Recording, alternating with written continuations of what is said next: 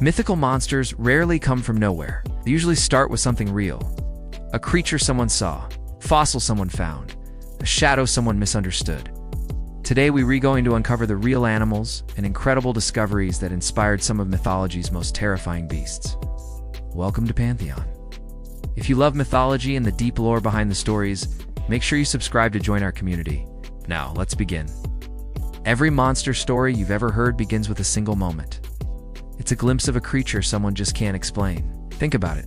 When ancient people encountered the unknown, they didn't have biology or paleontology to give them answers, so they didn't call it science. They called it myth. And what we get from that is this amazing fusion of truth and pure imagination.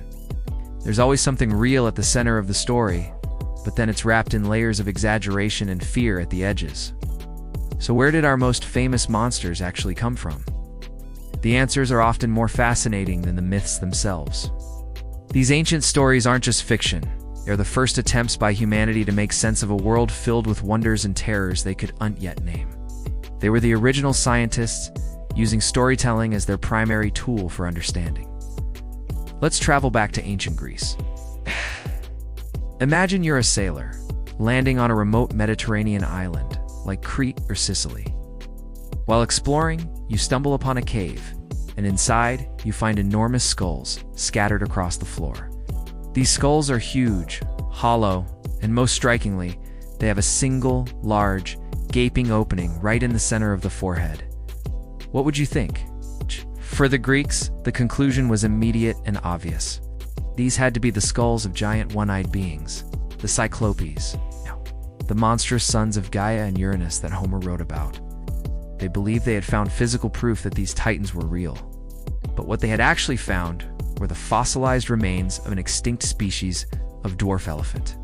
That single massive eye socket in the center of the skull was the nasal cavity where the elephant's trunk once attached. Without a modern understanding of anatomy, it's a perfectly logical mistake. They saw a skull with one big hole and concluded it belonged to a creature with one big eye. And so, a simple fossil discovery gave birth to one of the most iconic monsters in all of Western literature. Now let's sail north, into the cold, choppy waters of the Atlantic. For centuries, sailors from Scandinavia to the Mediterranean whispered stories of a sea monster so immense it could pull entire ships down to the ocean floor. They called it the Kraken. Fishermen and naval officers alike reported seeing massive tentacles, thick as a ship's mast, rising from the deep and wrapping around their boats, splintering the wood and dragging sailors to a watery grave. This wasn't just a campfire story. It was a genuine, terrifying fear for anyone who made their living on the sea. The real animal behind this legend is almost as terrifying, the colossal squid.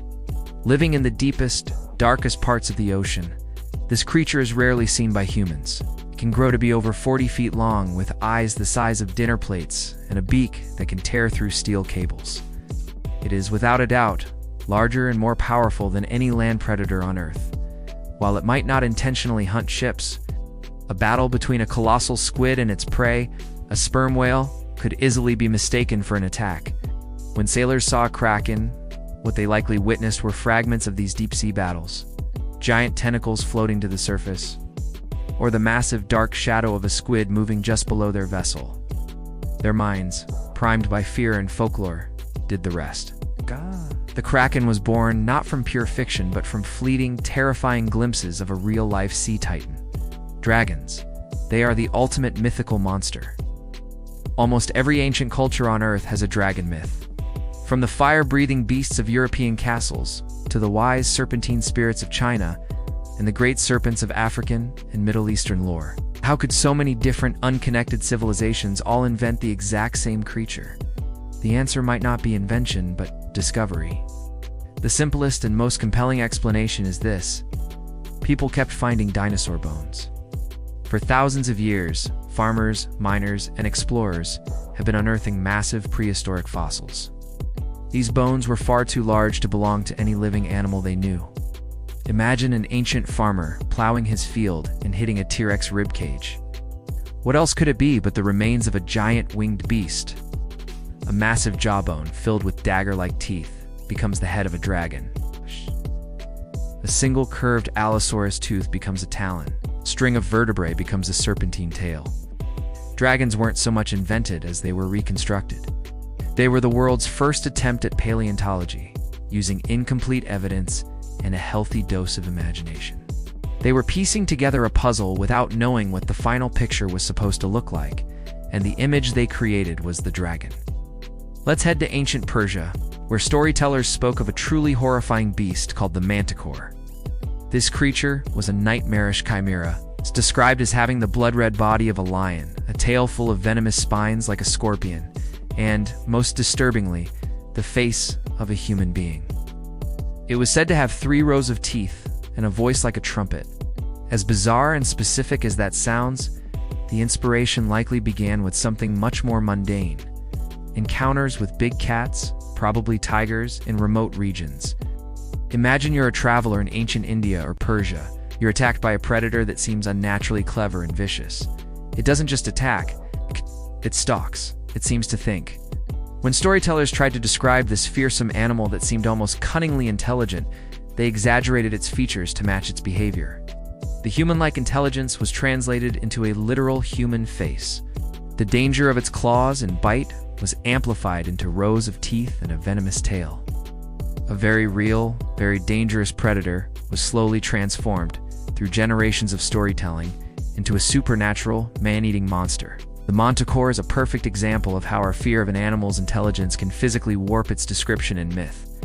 Now, let's look at a monster born not from fossils or animals, but from the darkness of the human mind itself.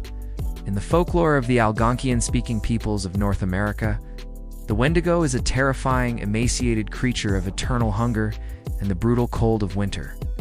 It's a being that was once human but was transformed into a monster by greed or cannibalism.